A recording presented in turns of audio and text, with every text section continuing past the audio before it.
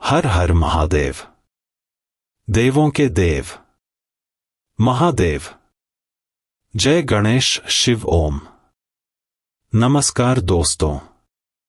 Episode का शीर्षक सती का साहसिक निर्णय, महादेव के मार्ग पर पहला कदम। एपिसोड की शुरुआत। वसंतोत्सव की गायन प्रतियोगिता में मदनिका सती से गाने के लिए कहती है।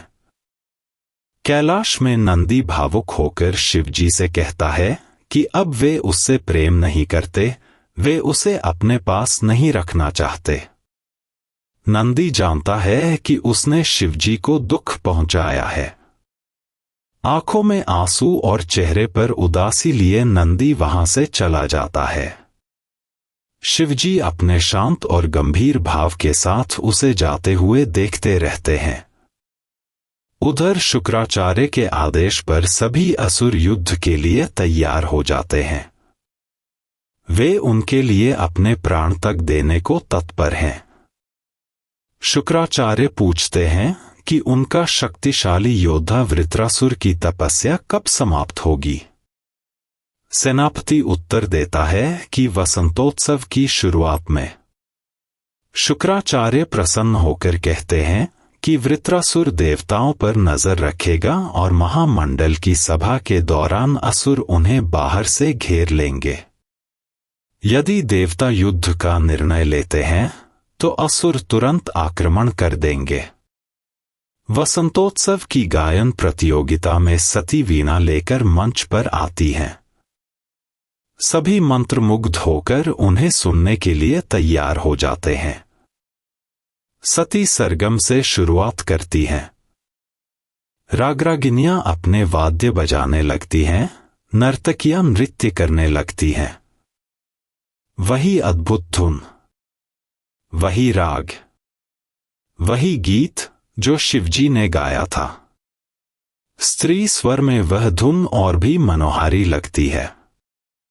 सती के मन में शिवजी होते हैं।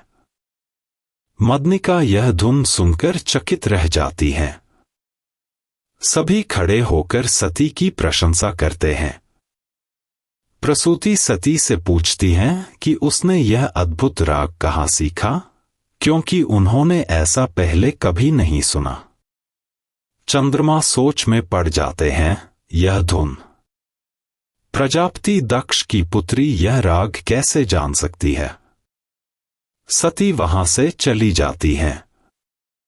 कैलाश में मुख्य शिल्पकार शिलाद से मिलता है, जो नंदी के पिता हैं। शिल्पकार उन्हें विश्राम करने और भोजन करने को कहता है, क्योंकि वे 3 दिन रात से लगातार चल रहे हैं। शिलाद धन्यवाद करते हुए कहते हैं कि उन्हें अब शक्ति केवल शिवजी से मिल सकती है। शिल्पकार पूछता है कि वे कौन हैं और इतने व्याकुल क्यों हैं। शिलाद बताते हैं कि वे एक किसान हैं।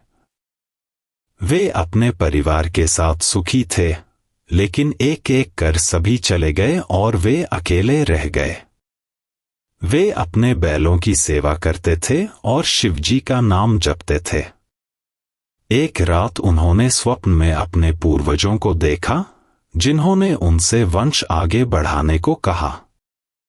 तब उन्होंने शिवजी की तपस्या की। उनकी तपस्या से प्रसन्न होकर शिवजी प्रकट हुए और कारण पूछा। शिलाद ने पुत्र की कामना की। शिवजी ने पूछा कि वह कैसा पुत्र चाहते हैं। शिलाद ने कहा कि वे किसान हैं और अपने बैलों से प्रेम करते हैं, इसलिए उन्हें वैसा ही आज्ञाकारी और सेवाभावी पुत्र चाहिए। तभी नंदी का जन्म हुआ। नंदी शिव भक्त थे। कुछ समय बाद उन्होंने अपने पिता से कहा कि उनका जन्म शिवजी की सेवा के लिए हुआ है और वे घर छोड़कर चले गए, फिर कभी लौटे नहीं। अब शिलाद वृद्ध हो चुके हैं और उन्हें सहारे की आवश्यकता है। साथ ही पूर्वजों का स्वप्न उन्हें व्यथित कर रहा है। शिल्पकार कहते हैं कि आप नंदी को लेने आए हैं, लेकिन नंदी तो शिवजी के प्रिय हैं, क्या वे शिवजी को छोड़कर आने को तैयार होंगे? तभी गण और प्रेत वहां आ जाते हैं। प्रेत शिलाद को आश्वासन देता है कि नंदी उनके साथ चले जाएंगे और वे महादेव को इस विषय में सूचित करेंगे। गण कहते हैं कि वे सभी महादेव की सेवा के लिए हैं। इधर सती वन में शिवजी से हुई अपनी मुलाकात और उनके अदृश्य हो जाने को याद करती हैं। वही धुन उनके मन में गूंजती रहती है।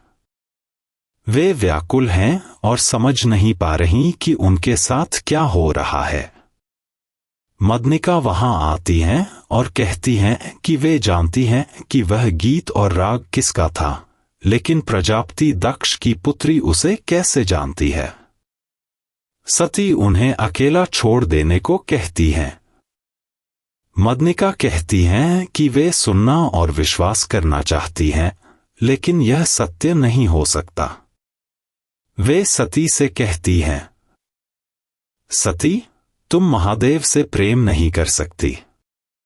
मैंने तो नियम तोड़ते हुए हमेशा परिणामों की परवाह नहीं की, लेकिन तुम प्रजापति दक्ष की पुत्री होकर ऐसा नहीं कर सकती। क्या तुम जानती हो कि जिन नियमों को तुम तोड़ने जा रही हो, उनका परिणाम कितना भयानक होगा? तुम्हें उन्हें भूलना होगा, महादेव से प्रेम करना छोड़ना होगा।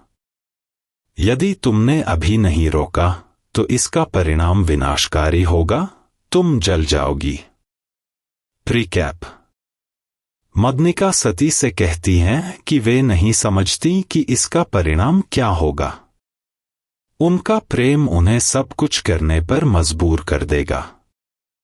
सती उत्तर देती हैं कि वे जानती हैं कि उन्हें क्या करना है। हर हर महादेव। आपका कीमती समय निकालकर इतना लंबा अपडेट सुनने के लिए धन्यवाद। कृपया यदि कोई भाषा या व्याकरण त्रुटि हो तो क्षमा करें।